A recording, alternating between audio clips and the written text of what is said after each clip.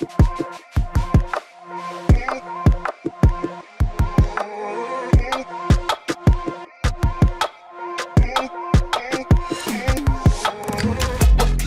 and welcome back to the latest episode of An American in Thailand, airing every Friday. This program is broadcast to you from Ratchamakon University of Technology, Peranakan. And this program will come to you in two parts. In the first part, I will introduce a certain topic about being an American here living in Thailand.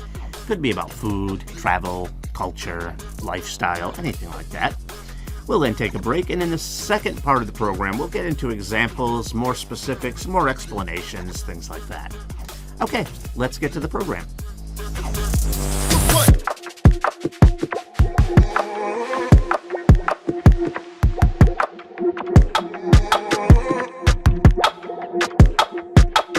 Welcome everyone, my name is Gary Gray, and I am an American English teacher here in Thailand.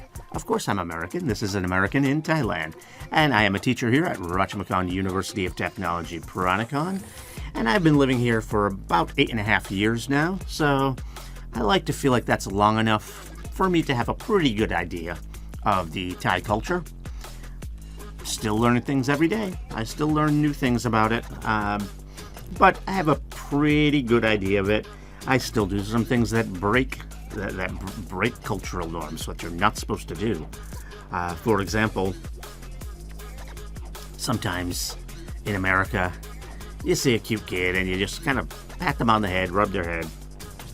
Ooh, not supposed to do that. In Thai culture, especially certain subgroups within Thai culture, like I know the Hmong people I know don't really like that, because the soul resides on the head. You don't touch people on the head. Bad, bad, bad, bad, bad. And that's something, okay, I do know it, but it's something I still do sometimes. Ooh, and I hate it. I hate it. I hate it when I do that, because I know it's wrong, but it's just natural instinct, because in America that's something we do. All right, so today we're going to talk about kind of a serious topic. Ooh.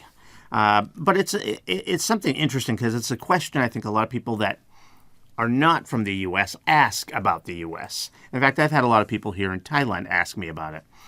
And that is the difference in gun violence. All right, so we're going to talk about the difference between gun violence in Thailand versus the U.S. And I will tell you that Thailand actually is pretty high as well, compared to the rest of like Southeast Asia. So maybe for Thai people, they don't see the difference as much, but it is still pretty huge. So let's just look at the most severe gun violence, like people actually dying. Like, let's look at gun deaths. I actually got some statistics here just to make sure I'm speaking correctly. So in Thailand, there are 3.9 deaths per year for every 100,000 people. Okay? And I say per year, I don't know if that's using, I'm not sure how long of a term average that is using, because I do know if you go back, I think it was about 10 years ago, it was up to like 4.3 or something like that. So I guess it's come down a little bit in the last few years, not sure. But it's 3.9 deaths per 1,000 people, per 100,000 people, sorry. Per 1,000 people, that would be terrible. 3.9 per 100,000 people, and that's per year. In the U.S., that number is 13.7. So that is more than 3 times more in the U.S. More than 3 times more. And of course that means, and that's per 100,000. That's per 100,000 people. So it's not because the U.S. has more people in it. No. To get the actual number of people killed by guns, you then also have to multiply it by the population. We're talking about the rate of gun deaths in America. So it's 3 times higher in the U.S. So gun violence is 3 times more likely more than 3 times more likely in the U.S. In fact, we see high-profile cases with this. It seems like almost every week. Almost every week we had 2 people killed just within the past week or two as I'm taping this. I'm taping this in the middle of December, almost late December, kind of late December, mid to late December of 2025. And within the last 2 weeks, we had 2 people killed at Brown University. There was also, I believe it was a professor, I'm not sure, killed at MIT, and I don't know if they said that the same person did it. I don't know. I thought I saw something about that, but I'm not sure if they even caught the person who did the Brown shooting. I know there was a question about that. But anyway, we had so those were two shootings at 2 universities. 3 people died. Several weeks ago, there was an attack in California that killed, I don't remember how many, I think it was over 10 people. We had an event in Washington, D.C., where 2 military, sort of acting in a police role, it's called the National Guard in America, but 2 of the National Guard members were shot and killed. So that was only a few weeks ago as well. So like every single week, there's something that happens, and sometimes it's really bad. Like sometimes it can be like the one in California where it was like more than 10 people. So sometimes it's awful what happens.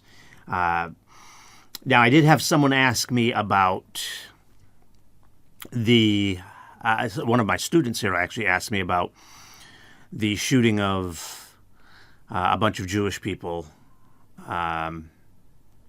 in Bondi, and I think they misheard it as Miami, because he asked me about that shooting in Miami, where a bunch of Jewish people were killed. That was actually not in the U.S.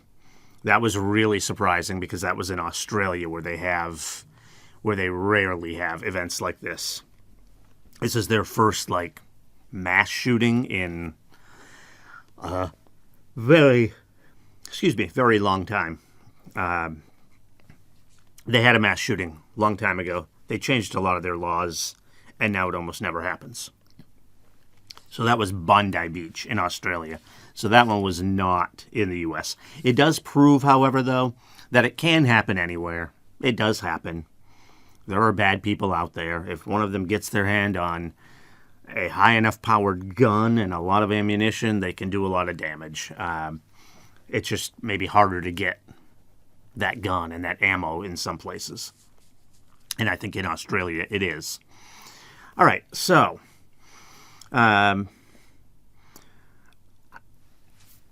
using that Australian example there, I should point out that, of course, in Thailand we also do get some, and some of them can be quite bad. I think most of you listening probably remember the Siam Paragon incident in 2023. I don't remember how many people were killed there, but that was quite scary. And then I think up in the northeast of Thailand, I believe it was, you may recall the child daycare center attack, which was really bad. Again, I don't remember how many people died there, but it was a lot, and it was mostly kids because it was a daycare center. So that was really tragic, a bunch of kids getting killed. So it does happen here. In fact, as I said, Thailand is actually one of the has one of the higher rates for gun deaths in most of Southeast Asia. And one of the reasons for that is probably due to gun ownership. It's considered pretty high in Thailand, although, as we'll discuss in the second part of the program, Thailand doesn't come close to the U.S. in that category, but it is considered generally, compared to other countries in the area, Thailand's gun ownership is considered to be pretty high because it is legal to own guns here. I don't know how hard or easy it is being a foreigner and someone that doesn't have really much of an interest in owning a gun anyway. Like, it might be harder for a foreigner to get one. Plus, I don't really have much of an interest in getting one, so I don't know how hard it is to get one here. But at least generally speaking, it's legal. I mean, maybe you need to get it licensed, maybe you need to register, maybe you need to, I don't know. I don't know what the rules are here. Maybe they're expensive, so they're hard to get. I don't know. Again, I don't know. But I do know that at least as far as legal or illegal, because in some countries it's just illegal for anyone in the public to own a gun. I know that just generally speaking, gun ownership is legal in Thailand. Okay, so the big question is why? Why does this difference exist? Why are gun deaths more than 3 times more likely in the U.S.? And again, that is per 100,000 people. So it's not just because the U.S. has a higher population. No. That number takes that into account. Of course, there's going to be more gun deaths in America. In the U.S., there's 10 times more people there, something like that. So of course there's going to be, or I think it's probably even more than 10 times more people there. I don't remember exactly how many people live in Thailand. I don't know what the total population is, but yeah, it's probably at least 10 times more in the U.S. So yeah, of course there's going to be more people that die there. So we're not talking about that. We're not talking about population does not matter. We're talking about the rate. This is per 100,000 people. And in Thailand, the number's 3.9 deaths. And in the U.S., the number's 13.7 deaths. So it's more than 3 times as much in the U.S. Okay, so in the second half, we will take a look at the reasons. We'll take a look at the reasons why this is. All right, so right now, let's take a quick break.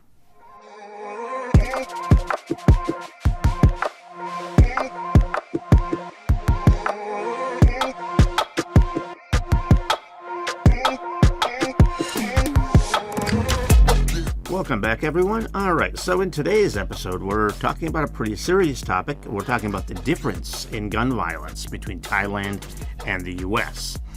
And what I pointed out in the first part of the program is even though Thailand is relatively high for its rate of gun deaths compared to a lot of Southeast Asia,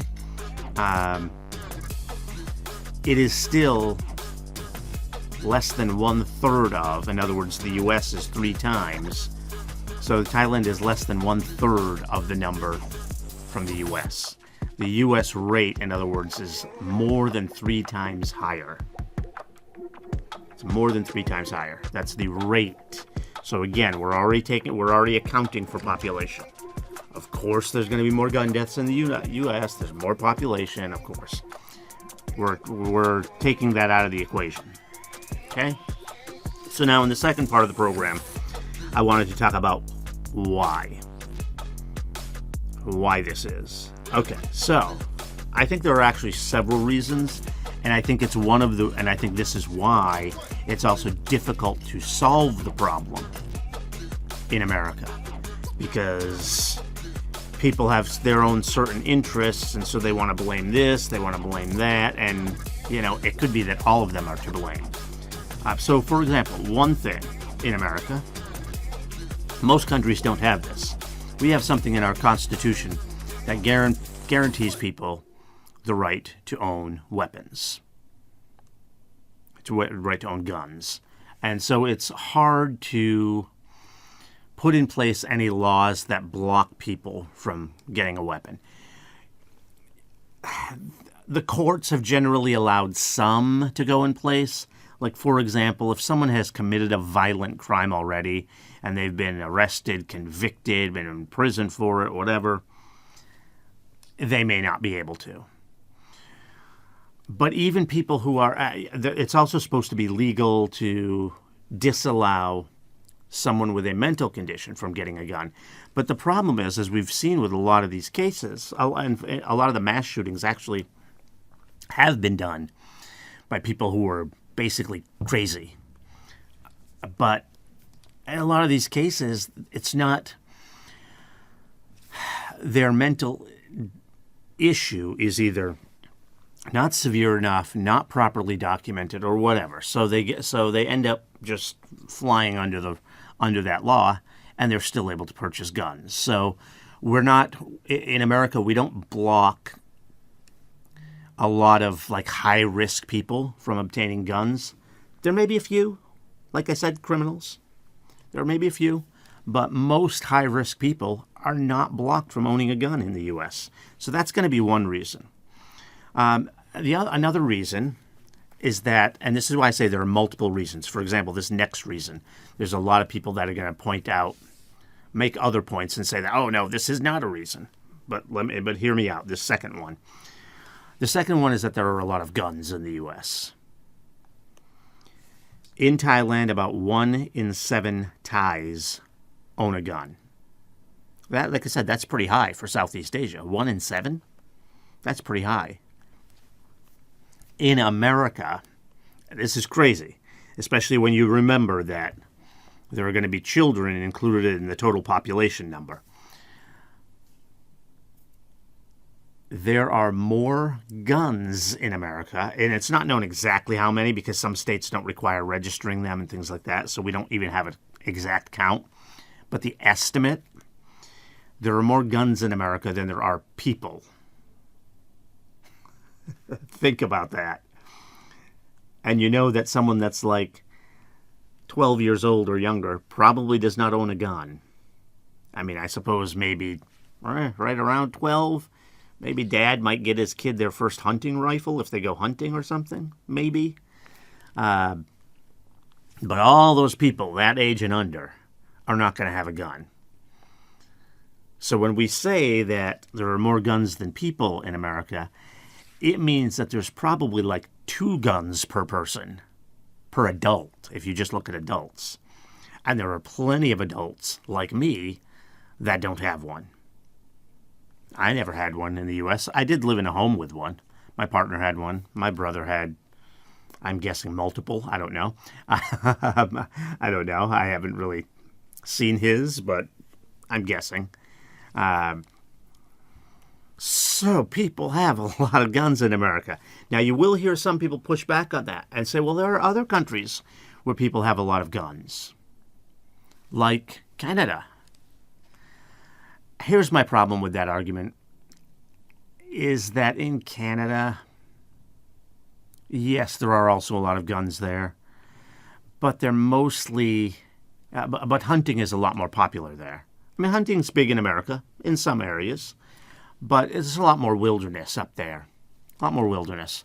There's a lot more hunting. You also might need it for protection against the wildlife because they may have moose, or even in the far north, they might even have polar bears that they have to deal with. Or, I mean, you might need a weapon, or grizzly bears, or things like that. You might need a weapon. So that's a different, I mean, that's just totally different. In America, a lot of people have guns just because they want them. Because it's fun. Because guns are fun. All right, so I do think the fact that there are just more guns in America is another thing that's different. Not only that, but again, going back to the argument with Canada, it's a different kind of gun. Most of the types of weapons you're going to see in Canada are just going to be kind of your normal hunting rifle. In America, a lot of these weapons, especially the ones that are doing most of the damage when you see like these mass shootings, a lot of times those weapons are going to be like military-grade weapons. So a totally different type of weapon. And in most countries, those type of weapons are illegal. And in the U.S., they used to be illegal. And in fact, mass shootings went down when those were outlawed. And since that law expired, it had an expiration date on it, and the government didn't renew it, the mass shootings have gone way up. So clearly it worked. So I do think the number of guns matters. But it's not just the number, it's the type. The number and the type of guns matter.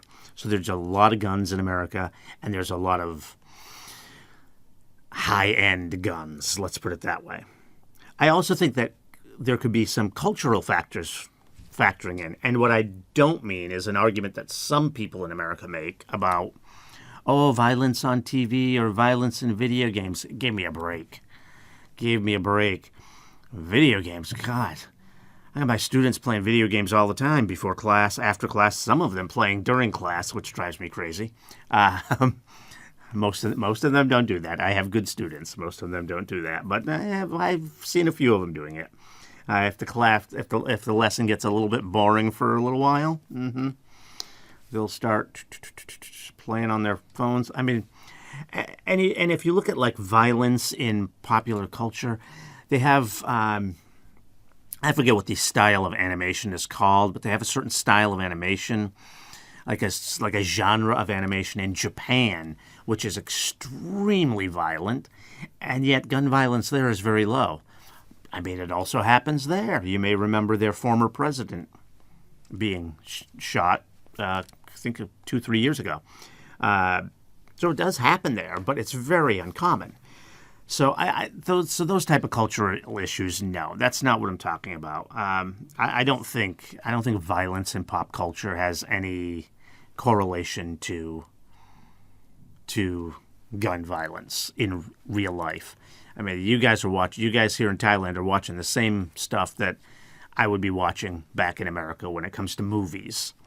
I mean, all the Western movies come here and play in the theaters. And the most popular ones that I know of that my students go watch are Western-style movies. Like they want to watch the Marvel, DC movies, all that sort of stuff. We're all watching the same. We're all watching the same stuff. We're all listening to the same music. It's not that. That's not what I mean by cultural issues. One of the things I mean when I talk about cultural issues is I think within the U.S. culture, I think there's more pressure. It's not as laid back as we are here in Thailand. I think there's a lot more economic pressure. I mean, do people in America make a lot more money than people here in Thailand? Oh, yes, absolutely. But everything also costs a lot more. And the standard of living is higher, so people expect to have more things. So there's a lot of stress. People generally work longer hours, longer days in the U.S. than they do here in Thailand. More hours per week. My last job that I was working before I moved here, I was probably working like, I don't know. I'd have to. It was over 60 hours a week. It was over 60 hours a week, and I had to work every day. I mean, I didn't work too long on the weekends. It was pretty laid back on the weekends, and I could occasionally maybe get Saturday off, maybe occasionally if nothing was going on. But yeah, I was working like 60, 70 hours a week. Just a lot more pressure, and because of that, people snap, people break. They can't keep up. They get desperate. They get depressed. They get all sorts of things that'll just cause people to break, and just do something crazy, stupid, insane. I mean, a lot of these. I mean, if you just go and look at what a lot of these killings are about, especially like domestic ones, like if you're talking about within a household, a lot of them are about money. I like watching true crime videos on YouTube. I just watched one this morning before I came in here to record, and it was about some woman who did her husband in, and it was all about the money. Yeah. That's a lot of times. And I watched another one last night, and it was about a guy that did his whole family in, and that was because he was basically psychotic. So, yeah, the craziness, which I talked about before as well. Now, that guy actually used a knife, which was brutal, so that wouldn't even come in these statistics, but, oh, no, he didn't. He did use another weapon, but he did also use a gun, yeah, so, yeah, so there's a lot of pressure, a lot more pressure in America than I think in Thailand, and probably in a lot of other countries, because other countries, like in Europe, for example, they almost all get free health care, and a lot of the businesses are closed for like a whole month in the summertime so people can take a vacation or whatever. We don't have any of that. in the United States. The benefits for workers are not very good. Maybe that's why the salaries are a little bit higher, because we're not getting a lot of time off, things like that. But yeah, so there's just, again, a lot of pressure in the United States. I think another cultural issue might be the diversity in America. And I'm absolutely not saying that diversity is a bad thing. I am very much a proponent of diversity. But some of these events that happen, some of this gun violence that happens, is based on one group not liking another group. And that happens way too often. We saw in Pittsburgh, we saw Jewish people targeted. In Charleston, we saw some black people targeted. In Texas, we saw Hispanic people targeted. The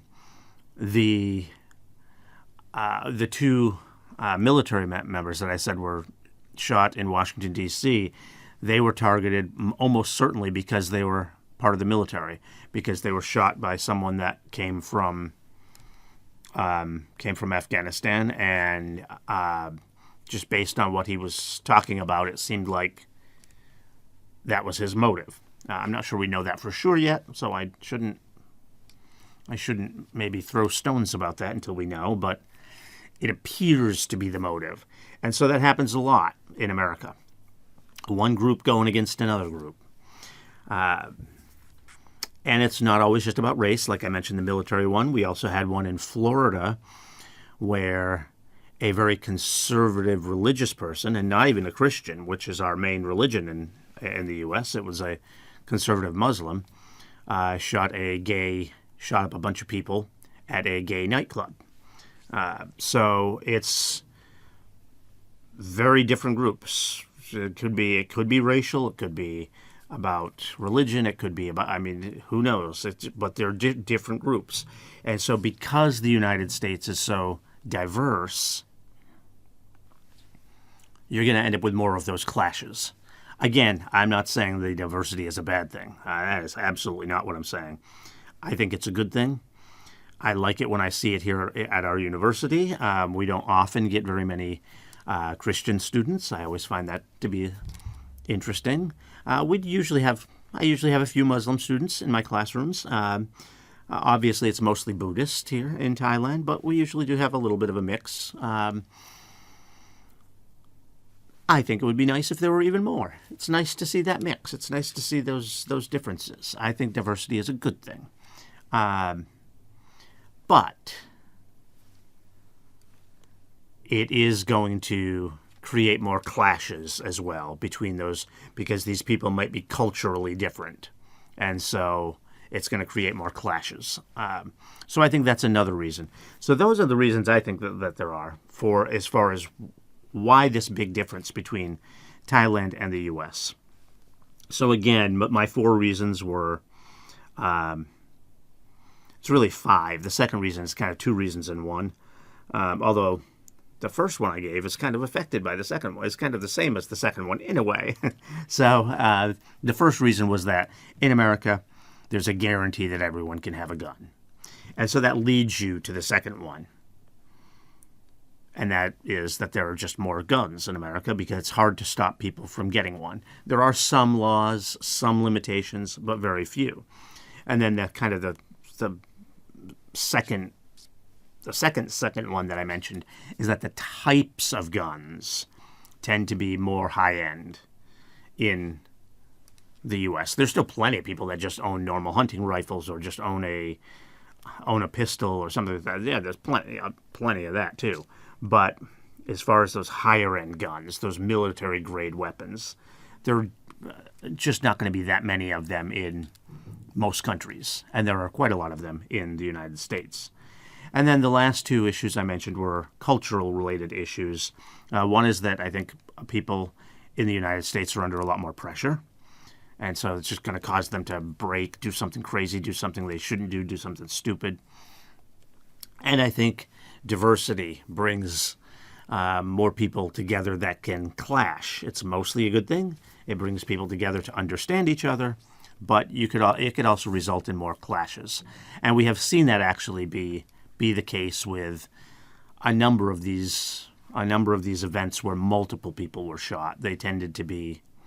A lot of these tended to be this group against that group. And it's not really a group against a group, it's one person going after a group, but his ideology is about going against that group. So I think for me, I think those are the four biggest reasons why the gun death rate in the U.S. is so much higher than it is in Thailand. So, that was a heavy episode today, right? All right, so that is it for today. I just wanted to explain that. I get a lot of people asking me that question. Why are so many people killed by guns in America? Well, those are the best reasons I can come up with. I don't think anyone really knows exactly. If they did, they'd solve the problem and it wouldn't be happening. But those are the best reasons I can come up with. All right, so that's it for today's episode. Thank you for joining us for today's episode of An American in Thailand. Let me reach out to any students out there who may be getting ready to head off to university in the next year or two. Why don't you consider our university here, Rajmakon University of Technology, Peranakan. All right, please stay with us and tune back in next week for another interesting episode. Also, don't forget to subscribe to our channel. Thank you.